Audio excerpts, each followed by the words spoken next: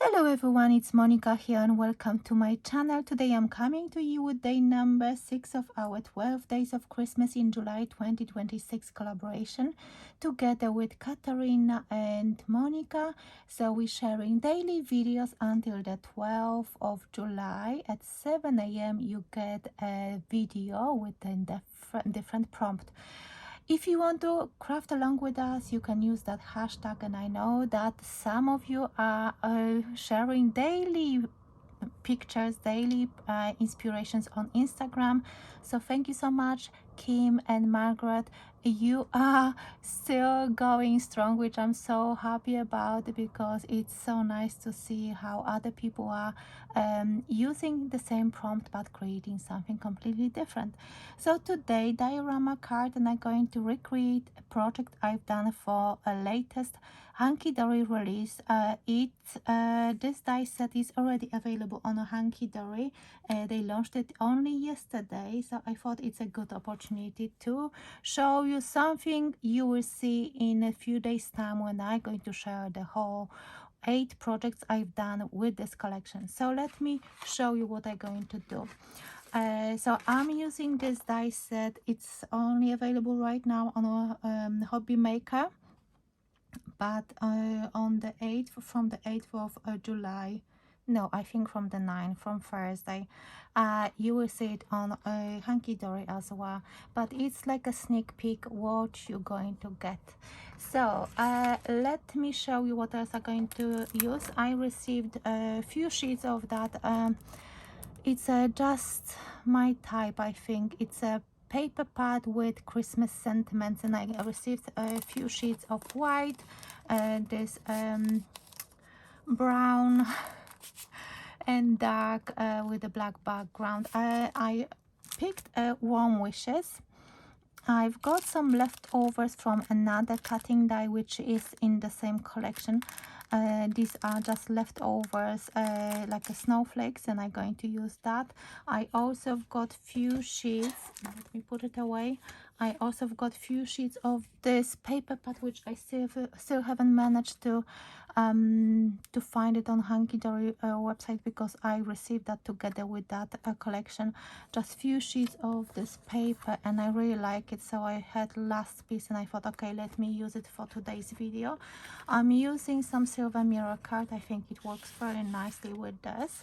So let me show you. My diorama card will measure 5 by 6 inches, and only doing those measurements only because of that die set I'm going to use. So you need to adjust your diorama to either elements you're going to use or whatever you're going to use, because this is something which you need to think for yourself. But anyway, I will try to give you all the measurements. So the whole piece measures 8 by 5 inches, I think, because I was just watching that Hobby Maker launch, and I was just cutting, because of course I forgot to write my measurements down, but I thought, okay, let me put the die, and then I was adding. Actually, this is something I want, maybe you will be interested how I select, how I pick my measurements. So I picked the biggest die I'm going to use on my diorama card, and I added about an inch on both sides and on the top as well. This is what I thought, because I need a space for my sentiment as well, so I thought this is perfect. And my sides are like an inch width, so this whole piece measures 8 inches by 5. And let me show you the score line. So I scored it an inch and 2 inches, and then I've got 4 inches here. So let me move it to 2. I'm sorry, but I didn't want to bring out my bigger scoreboard, but you can see that we've got this is, see, I'm getting confused myself now. So we've got 1, 2, 6, and then we're going to have 7, and that's my end, which is 8 inches.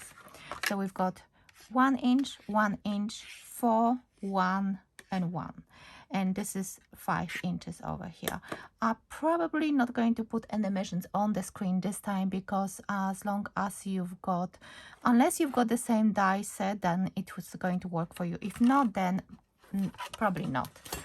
And then I've got the back piece, which measures, let me remind myself, I think 6 inches, 6 by 5. And how do you measure this? So you're going to have your diorama this way. Some people do it as different ways, but this is very quick and easy diorama. So you've got, you know that you've got an inch here, you've got 4 inches here, so it's already 5, and 1 inch here, so it's 6. So you need 6, and we know that we've got 5 inches height, so 6 by 5. Very easy, isn't it? I hope it's easy.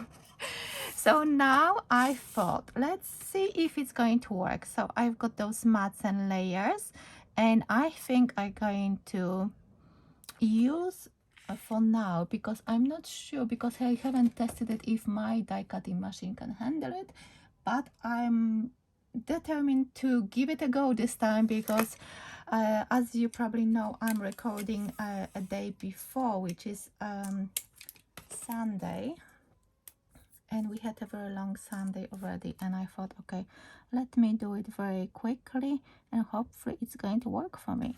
So I'm going to actually use my low tack tape, and I'm going to, I should have found the other low tack tape, because that one is much better, but I know that if I start to look for it now, you're definitely going to hear some pieces falling down and I don't want that. So what I'm going to do, I'm going to stick that die.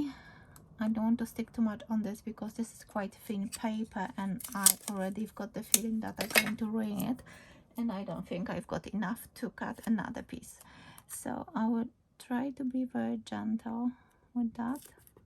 And what I will do, I will try to run through those 2 layers of paper through my die cutting machine, and I will be back. So as you can see, it looks pretty good. I'm happy with this. Let me just remove that tape, and you can see at the back, because what we need to do, we need to, even though we've got, I will probably reuse some of the bits and pieces, but what we need to do, we need to create aperture, so I need to cut away all those bits and pieces. So maybe it would be best if I remove each layer and just work with that. So I'm going to speed up this part of the video for you guys.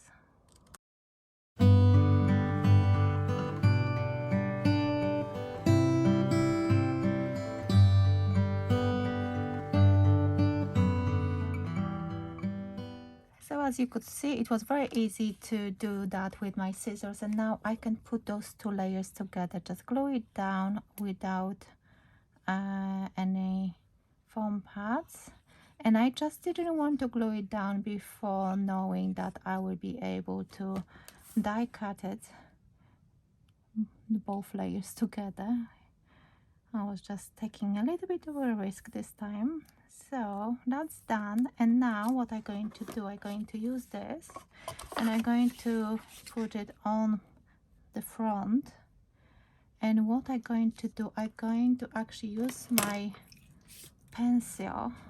I think this is the easiest way to do that. I'm going to use my pencil, and maybe I should use something else, let's see. And then I need to, I didn't clean that die, but I'm going to place my die in, making sure that I've got the nice white border around, and then I'll try, can I do this way? I think no, I'm not going to do it, because it kind of sits in that window. But what I will do, I will just try to eyeball this. Even though I've got that pencil mark, I know that it will be a little bit invisible for me, but and just using my low duct tape, I'm going to secure that die and I'm going to run it through my die cutting machine.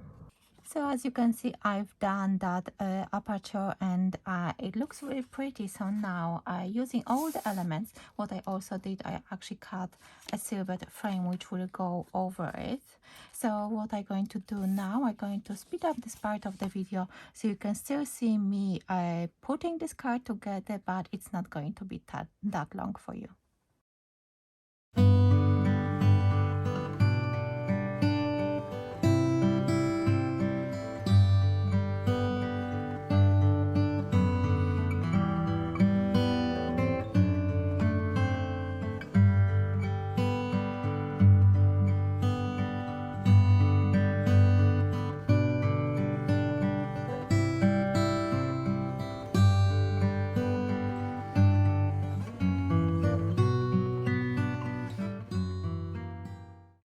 So as you can see, this is my diorama card. There is a lot of space at the back to write your wishes. You can actually do mats and layers to make it nice and pretty as well.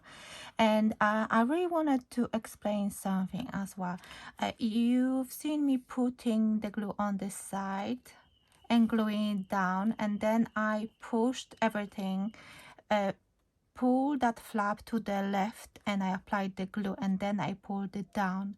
And then you could see that I actually purposely left that bit of the video in because I wanted you to see that even though there is a little bit of sliver left, that's why you need to make sure that you push it nice and flat to either left or right, depending on from which side you're starting your diorama, putting your diorama together.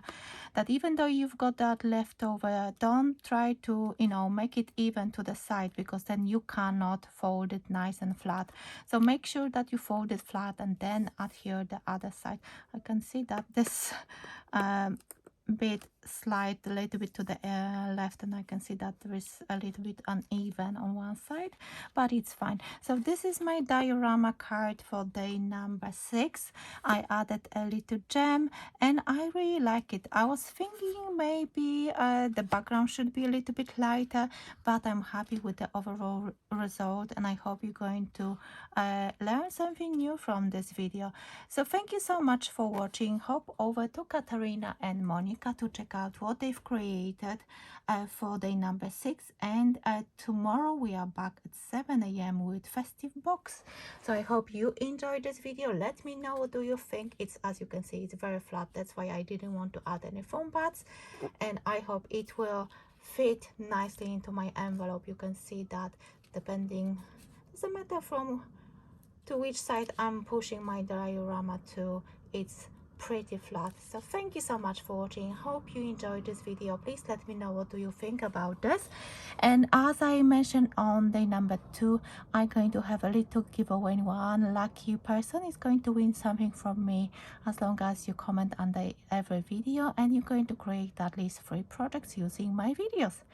So thank you so much once again, and I will see you tomorrow. Happy crafting, everyone.